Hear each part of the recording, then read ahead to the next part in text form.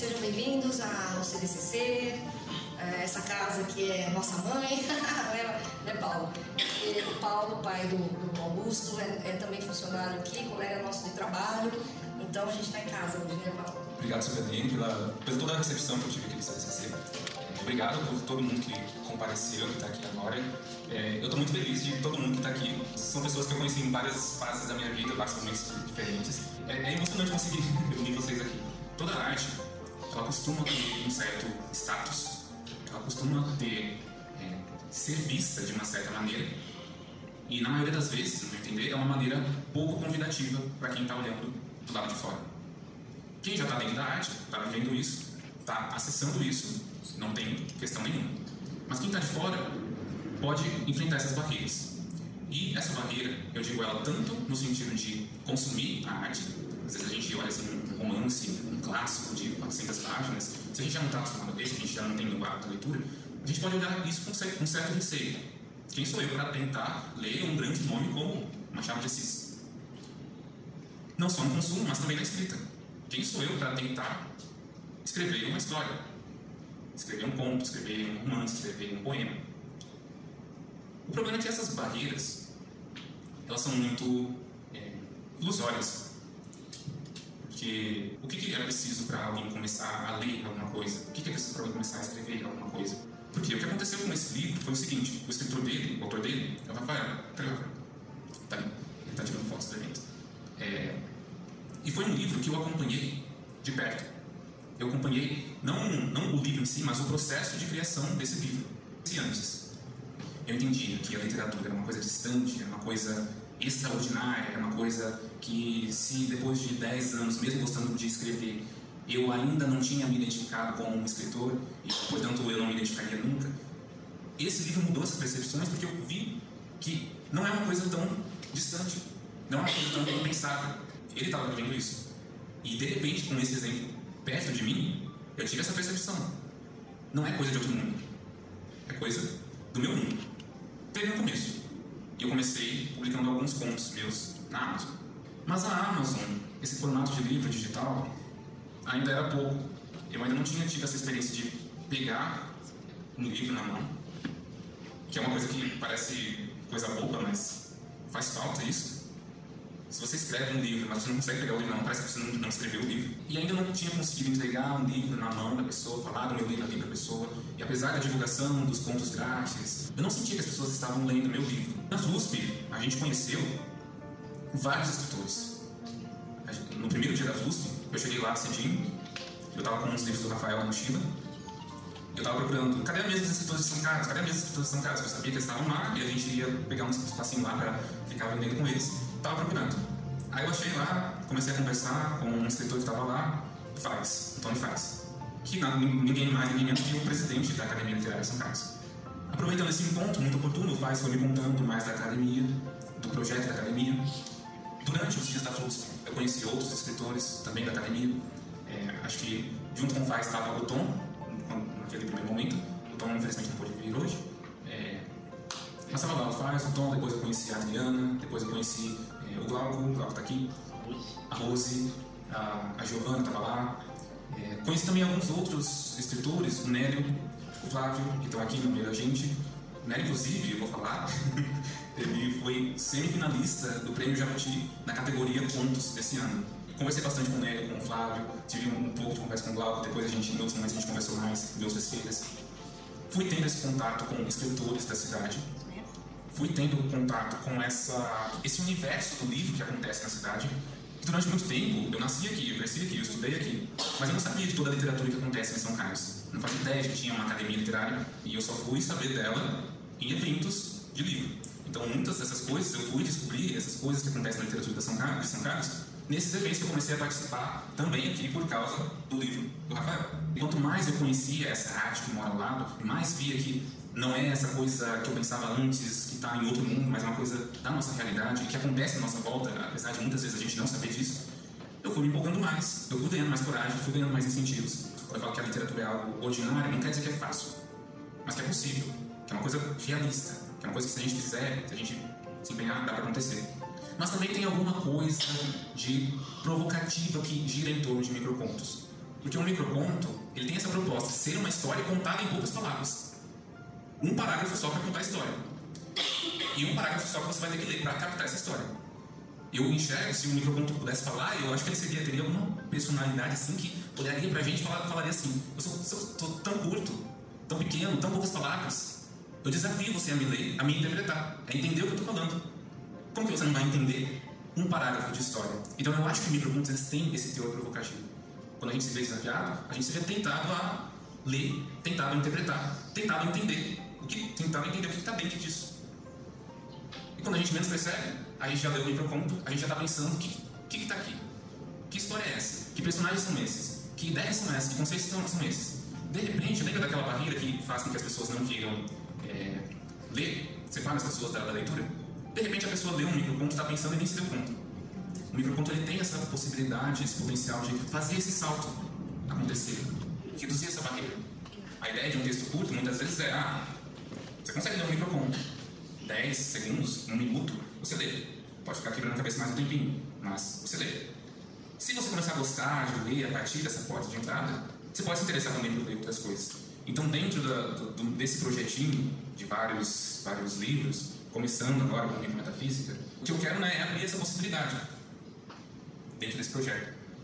Então, todos esses outros livros, eles também têm essa marca de pensar: como que eu faço as pessoas lerem? Como que eu faço as pessoas se sentirem mais próximas da literatura, seja da leitura, seja da escrita?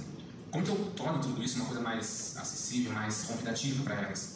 É importante eu me preocupar com como que eu faço as pessoas lerem, como que eu incentivo a leitura, como que eu incentivo esse acesso, como que eu faço com que a literatura, ou seja, qual forma de arte, se veja mais próxima, perca esse ar de uma coisa longínqua, inacessível, exclusiva. Como que eu trago isso para perto das pessoas? Projetos meus em coautoria com o Rafael. A gente começou recentemente uma página no Instagram que é Contestável, com X, QR Code para vocês acessarem e seguir. Fiquem à vontade aí para apontar e seguir lá. Essa é uma página de textos curtos também. Um texto por dia a gente publica lá. E aqui no Contestável tem uma coisa interessante nessa escolha de uma página de textos. É ilusório a gente pensar e reafirmar a tese de que hoje em dia as pessoas não leem. As pessoas leem sim, e leem muito. A questão é, o que elas leem? Onde está o conteúdo que elas leem? As pessoas leem muitas coisas na internet, nas redes sociais. E o escritor ele pode ter duas opções. Ou ele constata isso e fica num cantinho reclamando que as pessoas não leem o livro dele porque as pessoas só leem coisas na internet. Ou ele vai para onde está a atenção das pessoas. Ele vai até as pessoas. Ele vai onde as pessoas estão lendo. Ele se preocupa com como eu garanto que onde as pessoas estão com a sua atenção, lá elas tenham coisas de qualidade para ler. Essa é uma responsabilidade importante que eu entendo que escritores têm que ter. E é algo que a gente abraça nesse projeto, no Contestável. A gente traz textos para o Instagram, textos curtos também, textos que podem ser lidos rapidamente, textos que você pode bater o olho e ficar pensando naquilo. E também, de novo, não que isso seja o ponto final que a gente quer. Nosso intuito é, a partir disso, encantar pessoas com textos, com literatura, e fazer com que, você só ficava lendo coisas na internet, como conheceu alguma página de textos, achou interessante, ficou curioso com um autor que você viu lá, o texto publicado, pode sair dali e pesquisar mais esse autor. Pode conhecer mais o que tem além disso aqui, além da internet. Pode ir para outras modalidades de leitura. Quem que vai fazer esse transporte? É a pessoa que está na internet, que está ali consumindo seus conteúdos, que vai, de repente, descobrir que tem mais coisa fora e falar, eu vou lá ver? Ou é a gente que quer trazer essas pessoas e a gente vai lá e faz o convite a elas, onde elas já estão? E acho que tudo que eu falei para o Micrometafísica, nesses intuitos de provocar a leitura, textos curtos, que parece que ser uma porta de entrada mais acessível, é acentuado nesse projeto, nessa revistinha aqui. Por quê? Você passa, você olha um quadrado, se pergunta, o que é isso? Será que você lê? Um disco, alguma coisa? Aí você abre, tem uns contos aqui, uns textos, o que é isso? São umas histórias, uma outra página. Você vai lendo, nossa, que tá estranho, não entendi nada, passa pro próximo. Lê o outro, entendi uma coisa. Vai lendo, vai lendo, vai lendo. Quando você vê, você tem um livro a mais para colocar ali na lista de livros no ano. Então, esse Contestável ele acaba sendo essa literatura super permeável. Porque a forma como ela se apresenta é intrigante, Você coloca ali uma curiosidade, o que é isso? Você abre, você começa a ver, você começa a ler, de repente você está lendo, de repente você está imaginando, de repente você está querendo completar um ponto. E a gente apresentar uma opção que é mais acessível, que é mais baratinha, que é mais rápida, também é algo que se encaixa dentro dessas discussões. Como que a gente pode fazer as pessoas lerem? Como que a gente pode tornar isso mais próximo das pessoas? Tornar essa literatura mais próxima. E o Contestável, ele tem essas ideias. E vocês estão todos convidados a conhecer aqui essa revistinha. Eu vou mostrar aqui a nossa coautoria. Vocês vão ver o tema dela. Que é uma coisa que a gente está vendo sendo cada vez mais falado. E que, na verdade, não precisa de um discurso para convencer ninguém que é uma realidade, que é um problema, que é algo que nos afeta. Não precisa de palavras para convencer disso. É algo sensível, é algo que a gente sente primeiro no corpo, depois na mente. Cadê o tema?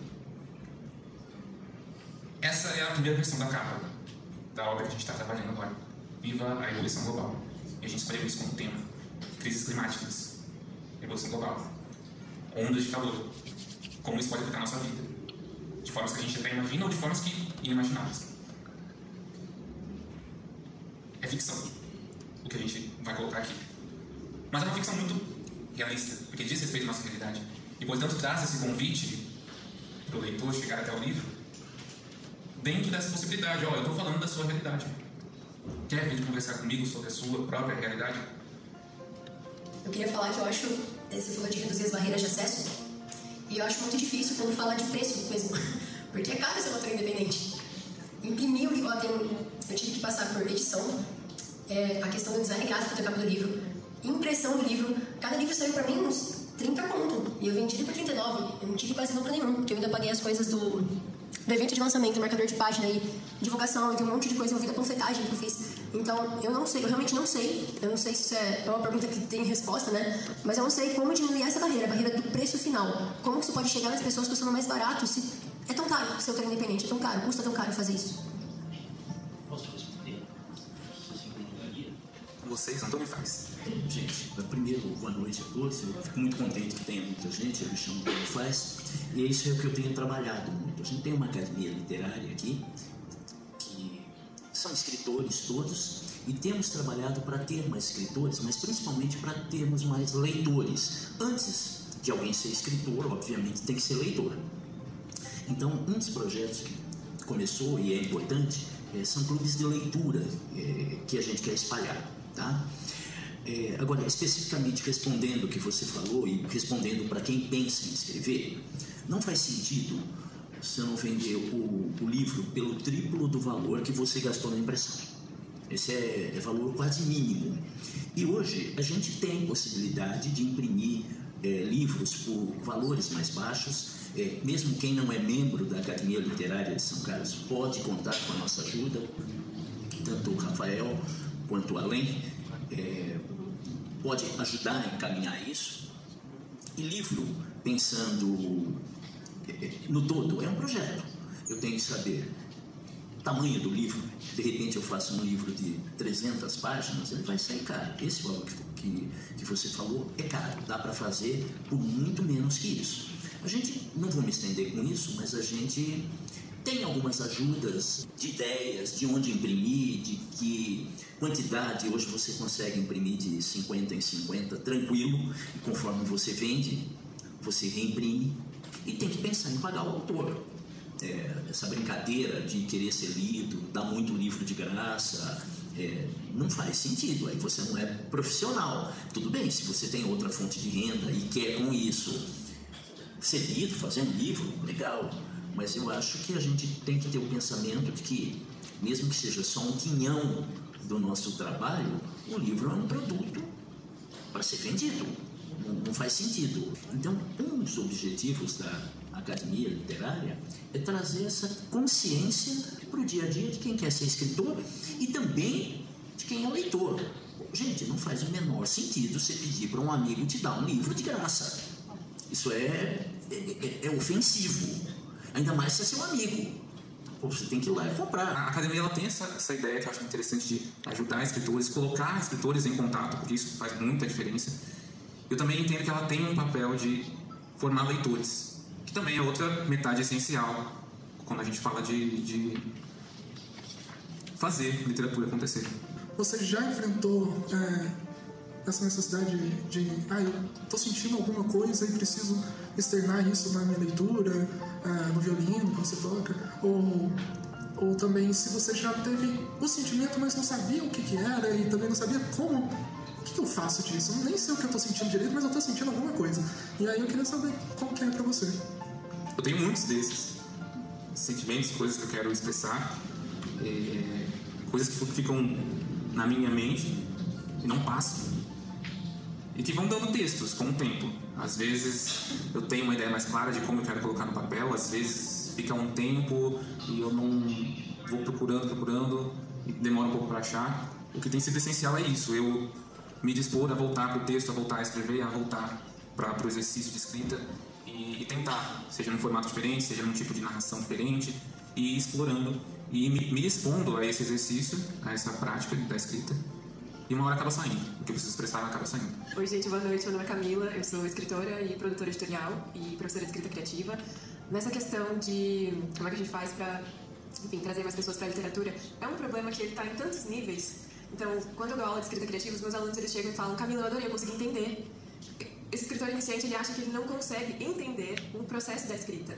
Por quê? Porque quando ele era adolescente, ele errou uma pergunta do vestibular e ele aprendeu que ele não entendeu aquele livro. E depois tem a questão da editora ou da gráfica que a gente leva no nosso livro, que também é um trabalho deles, assim, eles estão cobrando porque precisam. Depois tem o nível da gente educar o nosso mercado consumidor, né, de que literatura brasileira pode ser boa.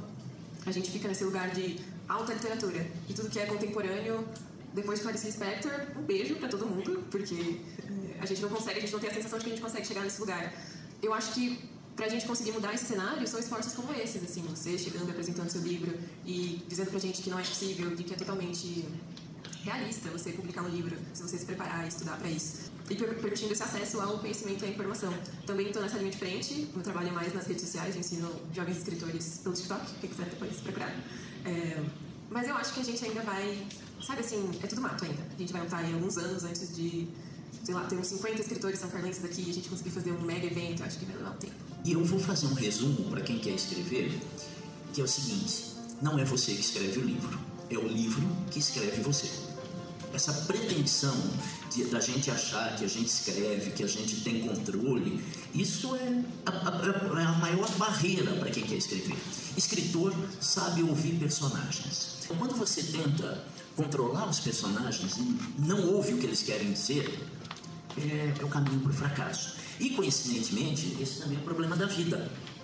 Qual que é o grande problema da vida? Eu querer controlar a vida, querer controlar os personagens. Então, isso é uma coisa de mão dupla, em que a escrita vira meio terapêutica. Eu escrevo, eu que estou lá, mas o personagem vai dizendo para mim o que ele quer fazer. Se eu não aprender a respeitá-lo, isso não tem muito a ver com fazer curso, embora eu também dê um monte de dicas, mas essa é a minha primeira conversa hoje. Aprenda que você não tem controle. Nem o tema é você quem escolhe. O tema aparece na sua vida, ele surge. Eu e o Flávio, a gente meio que se confessou, a gente ficou espantado. Eu falei, nossa, como tem gente aqui. Não é todo escritor que consegue reunir um número assim, tão grande de pessoas. Assim. Então, parabéns para vocês que fizeram aqui para prestigiar ele e também para prestigiar a literatura de certa forma. As pessoas costumam dizer que santo de casa não faz milagre, né? Partindo para uma visão de um reconhecimento do artista, ou de qualquer pessoa que alcança um status na vida, né? As pessoas com quem ela convive serão as últimas a reconhecer. Isso é uma triste realidade. Esse reconhecimento, às vezes, ele vem de fora. E, às vezes, vem de fora justamente porque as pessoas não acreditam na possibilidade de alguém que está ali do lado ser realmente uma pessoa que mereça a atenção ou que mereça algum prestígio. Ninguém sabe se amanhã ou depois ele vai ser um dos grandes nomes da literatura, né? E aí, né, talvez ele possa não acontecer. Justamente por quê? Porque não foi dado o devido apoio a essa pessoa, né? Então, tem esse lado, né, do reconhecimento, da valorização, de incentivo e tal, mas também tem esse lado de abrir mesmo os olhos e a gente meio que valorizar mesmo aquilo que é local mesmo, aquilo que fala da gente, que está perto da gente, né? Boa noite, meu nome é Glauco. Eu sou, como a Alan falou, eu sou professor, tenho um programa de rádio, faço entrevistas com pessoas ligadas à arte de maneira geral e há algum tempo me enveredei pela escrita também. Eu acho que o grande segredo, Alan, está no jovem, na criança, cara. É difícil você criar um leitor de 60 anos, uma pessoa que nunca leu. Nós somos seres de hábitos. E você habituar uma criança a ler a partir de eventos que se correlacionam com o mundo dela, você vai criar gerações de leitores. Eu acho que o que o Nery fala é muito pertinente, em especial porque durante muito tempo nós valorizamos dentro da escola os clássicos, os cânones, que têm obviamente a sua importância, senão não seriam cânones clássicos, mas a gente tem muita gente boa escrevendo coisas novas. A gente tem muita gente escrevendo coisa legal. Você falou bastante do livro do Rafa, eu fiquei encantado com a capacidade de síntese de ideias que ele tem em poucas palavras. O livro é muito bacana e eu tenho certeza, com o pouco que eu li do seu, que eu também vou me encantar. E essas pessoas, como o Nery falou, muitas vezes estão perto da gente e a gente acaba não percebendo. Então acho que a literatura hoje ela precisa olhar para frente. A gente olha muito para trás na nossa literatura. Não estou desclassificando ninguém. Nós temos escritores maravilhosos, mas hoje do seu lado tem gente escrevendo coisa boa. E como você falou, cabe ao escritor buscar o leitor também. O Milton Nascimento falava na canção, né, o artista tem de ir aonde o povo está. Onde estão os olhos das pessoas hoje? Na internet? Vamos publicar textos lá, vamos mostrar o que nós temos lá. A cultura do brasileiro ainda é de tirar cópia de livro. Então, assim, aí como é que a gente faz? Porque quando a gente tem um livro físico, e não é pela cópia, mas quando a gente tem um livro físico, a gente valoriza aquilo. Porque você tem aquela capa, você tem aquele livro bonito, colorido, você tem às vezes até um livro autografado. Mas quando você tem uma xerox, que você faz a cópia do livro, você tira para a sala, um aluno compra o livro e tira a xerox para a sala toda, aquele livro perde valor, né? Não o valor do texto em si, mas de ser divulgado mesmo, né? De ser espalhado por aí. Porque você não vai emprestar ninguém vai entrar na sua casa, vai ver a xerox ali e falar, é legal esse livro, eu posso ler? Ao passo que se você tiver o seu livro ali na estante, né? O seu amigo for lá te visitar, nossa, que legal esse livro e tal. E divulgar isso para que a gente tenha esse interesse maior, né? Principalmente de vocês, assim, escritores que estão aí chegando, né? Uma leva nova que eu gosto muito e acho que eu valorizo e acho muito importante que vocês estejam juntos e que vocês caminhem juntos aí, que esses laços sejam fortalecidos, né? Que vocês consigam sucesso mesmo. Porque a gente precisa mudar a cultura das crianças. A gente precisa tentar mudar esse vício, esse ciclo vicioso de achar que você comprar um livro não é importante. Você ter um livro na estante não é importante. Eu estou muito contente, por exemplo, de ter recebido aqui hoje professores meus, professoras minhas. E a vontade de falar esse livro aqui é de vocês também. Vocês também têm um pinguinho aqui. Minha família também está aqui hoje. E a vontade também é de falar. Também é de vocês aqui. Vocês também têm coautoria aqui. Também têm participação aqui em todos esses projetos. Meus amigos estão aqui hoje. Os de mais longa data. Os que eu conheci mais recentemente, os que são do universo do livro, que são de outros universos. A vontade de falar.